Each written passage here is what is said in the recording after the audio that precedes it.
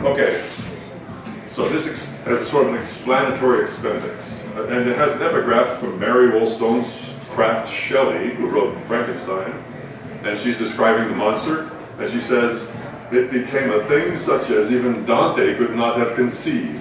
Okay, so, the emblematic monster of our age, our default thing that goes bump in the night, was given an airing with full iconic attributes and talismatics in 1855. Eliphas Levi, the pseudonymous Goyish Magus, wrote as follows in his Doctrine and Ritual of Transcendental Magic. Describing this guy here. Yes,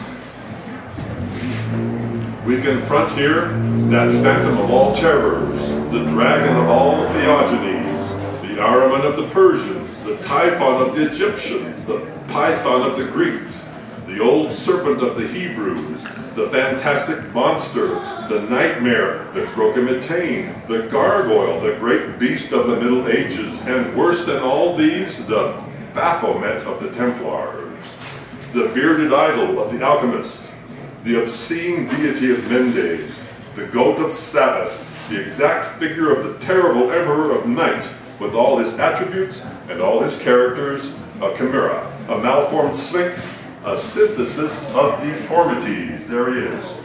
Okay. Let me ask you something. Does this extensive roll call of bugaboos and boogeymen seem to be missing someone, and a really big someone at that? Take a look at the particulars made definitively manifest in Eliphas Levi's frontispiece engraving. We see a goat's head with its horns, floppy ears, and beard forming a pentagram planted on a single point, recently vulgarized by the Republicans.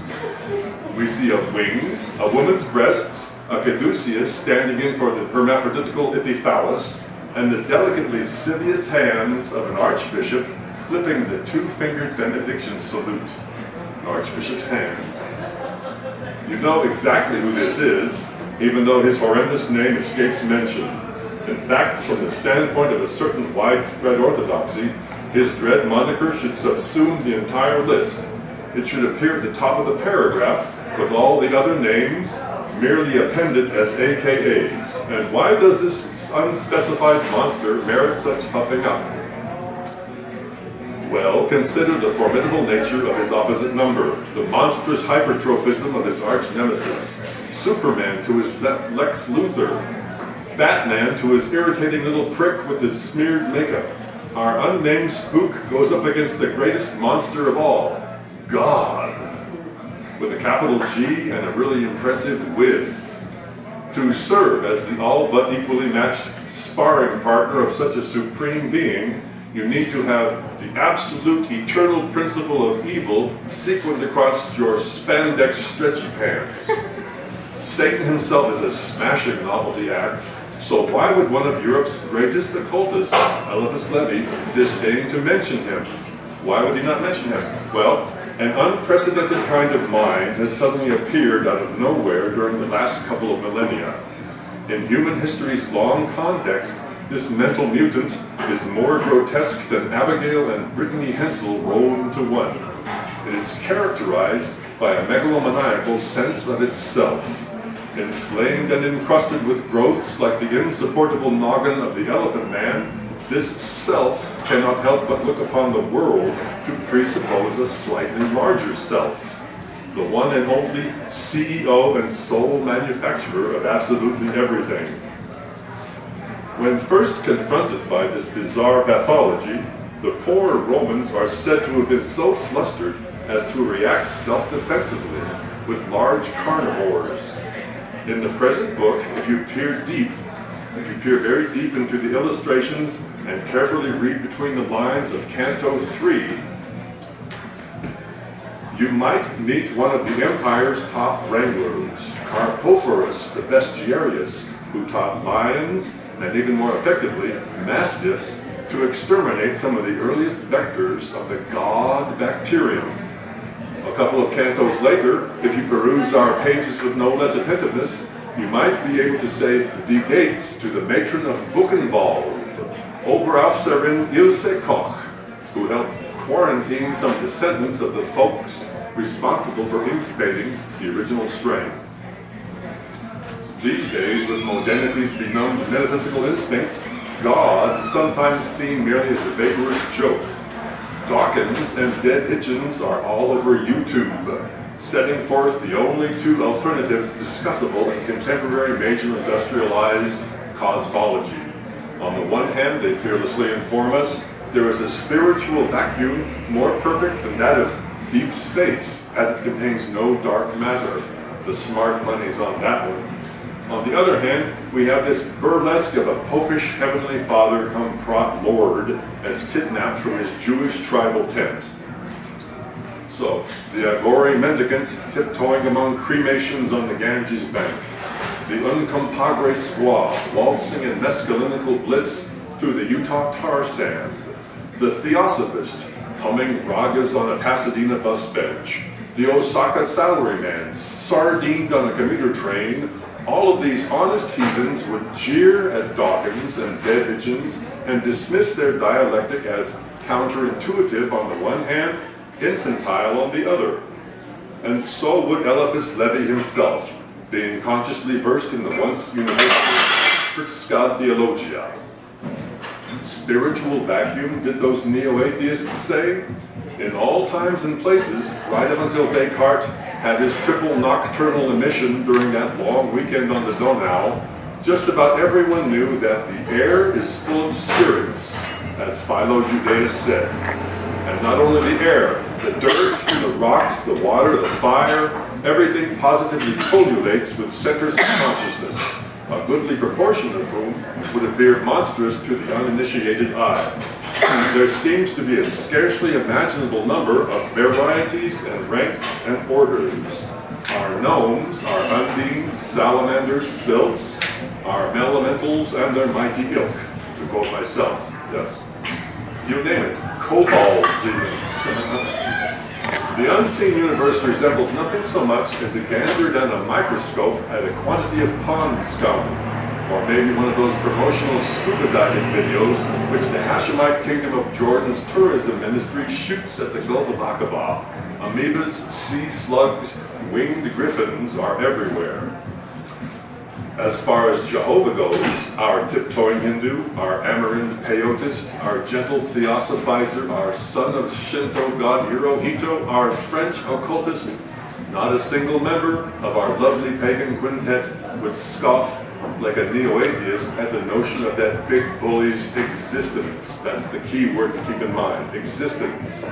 They're happy to have Yahweh out there and gladly include him among Philo Judaeus' unseen beings. He's just the most obnoxious, the biggest oaf with the worst B.O., the W. Obama of the clan. Miguel Serrano, the prophet, seer, revelator of esoteric Hitlerism, calls him the plagiarist demiurge. According to the Valentinians, he is the monster spawned by Sophia. Boastful, blind, and insane, he's the unitary executive, the jealous god. I'm the decider, and thou shalt have no others before Obama. Speaking of other gods, it's high time for a non-monster to appear, rather not to appear. Listen now to Xenophanes of Colophon. Quotation here. One God there is, in no way like mortal creatures in bodily form or in the thought of his mind. The whole of him thinks, the whole of him hears. He stays always motionless in the same place. It is not fitting that he should move about now this way, now that. Effortlessly he wields all things by the thought of his mind. In Christendom and thereabouts, this immobile, godless, bodiless mind is routinely confused or morphed with God. But you can't have monstrosity without deformity, and there's no deformity without attributes. And what is Satan's rival but a bundle of attributes every bit as lumpy as croquet-mitaine? When you come as close as humanly possible to glimpsing Xenophanes' motionless God, when you've gotten the barest hint of the theosophical akasha or pure spirit, when through your brain briefly flits the most delicately adumbrated semi-notion of what the Hindus call that, you can't help but be stunned by the outrageousness of the monotheist's blasphemy. You begin to understand the rationale behind certain exhibitions in the Roman arena with the carnivores. Far from constituting the impossible combination of personal God and ultimate reality, the monotheistic deity is nothing more than the jerry-rigger of existence, a botched job by definition, both Frankenstein and Frankenstein's fuck-up. What unspeakable presumption to tart up the creator monster and try to fob him off as the ultimate reality, plunging the unthinkable vat elbow deep in AIDS babies, sub-Saharan famines, genocidal wars, and all those other theodicial migraines that sometimes cause thoughtful priests to suffer erectile dysfunction right in the middle of a juicy altar boy. It boils down to a congenital deficiency or retardation of the imagination peculiar to the sons of Shem and the cults they spawned. If something has hands that can get besmirched with the work of creation, it can be named. And if it can be named, or even imagined, it exists, every bit as materially as you and I. It will rot eventually, like the little arms and legs skimmed and pickled and fricasseed by overaufservant Ilse Koch, who camouflages her climacteric gloat between these pages. To those who know how to read the New Testament narratives correctly, that is, the same way We'll See Who Seduces Whom should be read, as an esoteric text veiled in its meaning, it comes as no surprise when the 19th verse of the 2nd chapter of the beloved disciples' gospel states, "Thou believest that there is one God, and thou dost well. The devils also believe and tremble." The correct interpretation of this passage is as follows. We, the clued in, as opposed to thee, are nowhere near as superstitious as the contemptible devils, including those demonic grotesqueries behind the pulpit, who believe and tremble and lurk and leer and spasm in their silken chasubles with the boner teepee in the middle. Of course, Baphomet himself, also known as Aleister Crowley, says it even better than St. John. The Bulgarians conceive of nothing beyond the Creator. Yeah, the Bulgarians conceive of nothing beyond the Creator. So, open up our book and let vulgar God in. He'll be the bitch of your personal book involved, who flays and pickles and fricassees your babies. He'll be the bestiarius who goads the ox that butt rapes you to death in the Colosseum. Let him be the biggest monster trundling down our colorful road. God is the 300-pound drooler on the bus, seated right across the aisle from you, the one with the erect phallus and the guns and knives bristling from his greasy raincoat pockets. Stay calm.